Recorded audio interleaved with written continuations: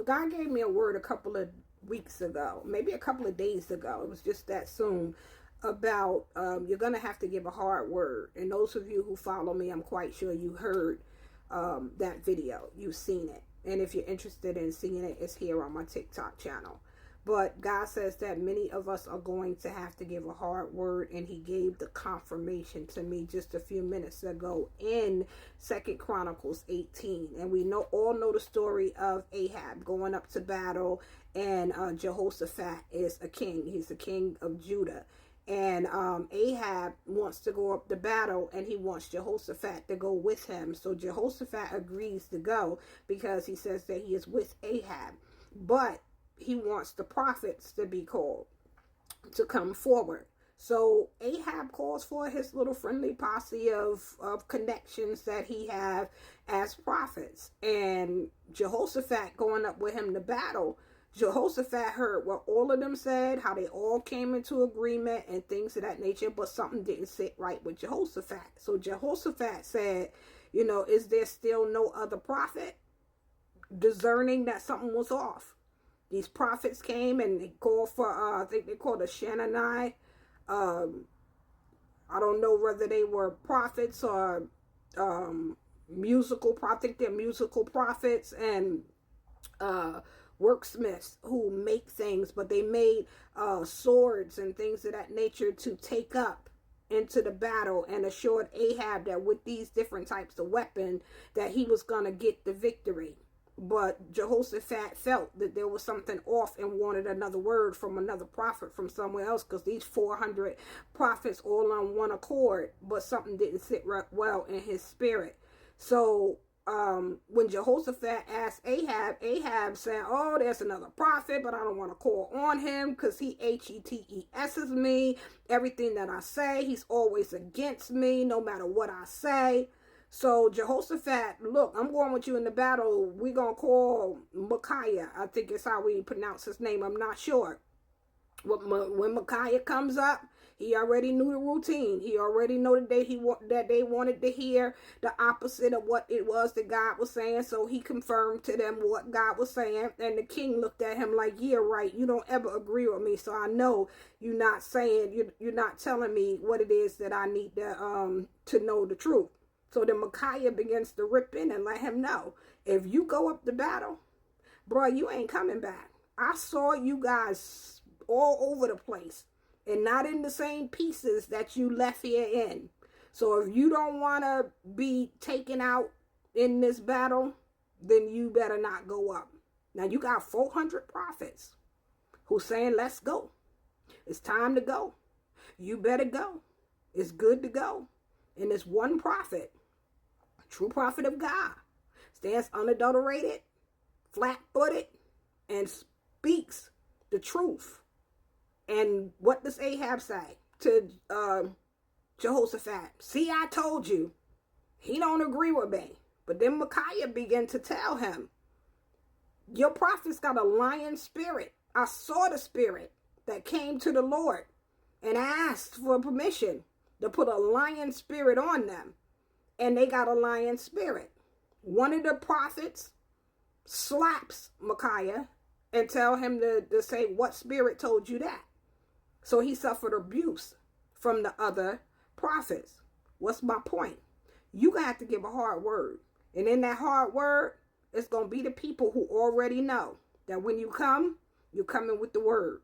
They may be big. They may have great big platforms and be stars in the eyes of people and the stars of their own eyes. But you are going to have to rebuke a lion spirit. And you are going to have to speak what thus says the Lord unapologetically. God is calling you to give a hard word. And that hard word that you're going to have to give is that there are a lot of people in positions that are sitting in high places that are going to be brought to their knees. And some of them are not getting back up. Some of them are going to eat grass for long periods of time until God sees fit to restore them. Some will be restored and some will not. I see him sitting on a great big throne, even as I'm talking. Big enough for a giant to sit on. A little itty bitty person sitting on this great big giant throne. And when they fall off, they're falling because God has called them to fall. The crown is coming off and the knees are on the ground and forehead and face first, either in grass or dirt. So that means some are getting up and some are not getting up. But you are called to give a hard word. And that hard word that you give, it doesn't matter how many people are for, whoever the person is, how big they are, how grand they are, how powerful they are. You may be a nobody from nowhere coming from the backside of the desert. But whatsoever God tells you to do, you got to give a hard word. Got to get you to where it is that he's calling you to be. He'll get you in front of the people that you need to be in front of. And he'll give you the way to do it decently and in order. You got to follow God's lead. You may get bullied around. You may get slapped around in the spirit, because we don't live under the old where people are going to put their hands on you and things of that nature. But in the spirit, they're going to omit you. They're not going to invite you to the little shindigs. You won't be able to come to the little gatherings and things. People with big names are going to try to overlook you and dismiss you and even say some things about you and reject you and abandon you and mistreat you. But you got to remember the backside of the desert that you already been through. You've never been included in too much or nothing. You've already been abandoned. If you can be abandoned by your family, you can be abandoned by people who think that you shouldn't give the word that God is calling you to give. You got to be obedient to God. You've already been rejected. You already know how it feels to go through what you're going to go through. You've been there before. God has delivered you from people pleasing. That is not a problem or issue for you. So you stand confidently and boldly. And no, you're going to have to give a hard word. You pray about it, wait for instructions, and whatsoever God tells you to do it. And whether they receive it or not, that's none of your business. Shake it off, wipe the dust off your feet, and keep it moving. Don't be like the prophet in Kings, I forget what chapter it just popped up a few minutes ago, with the old prophet and the young prophet. Young prophet must have got starstruck or got into a place where he knew what God said to him, and he allowed for the old prophet to persuade him to disobey God. And he ended up losing himself because of the old prophet, and the old prophet lived on. So make sure you got your fears in order. You're not trying to people please. You're not starstruck, and you're not caught up in who is who, because you serve a God who is higher, bigger, grander, and who is the only superstar in all of this.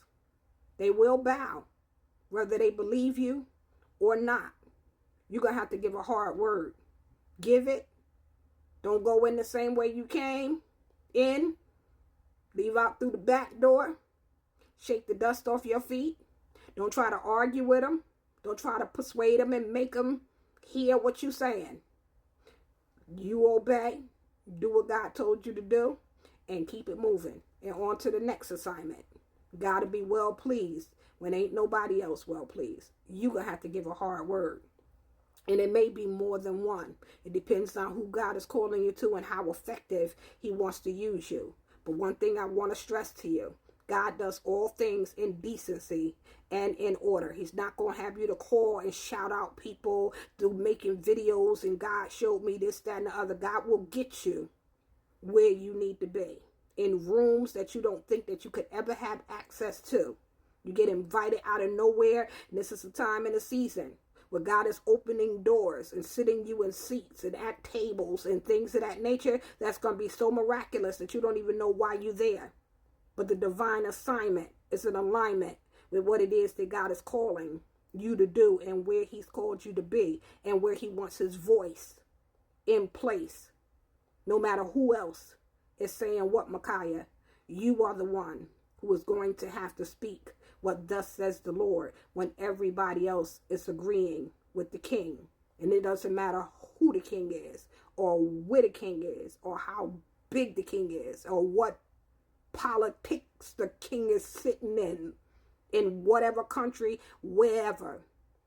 You are on assignment and you're called to the kingdom for such a time as this, Micaiah. Be faithful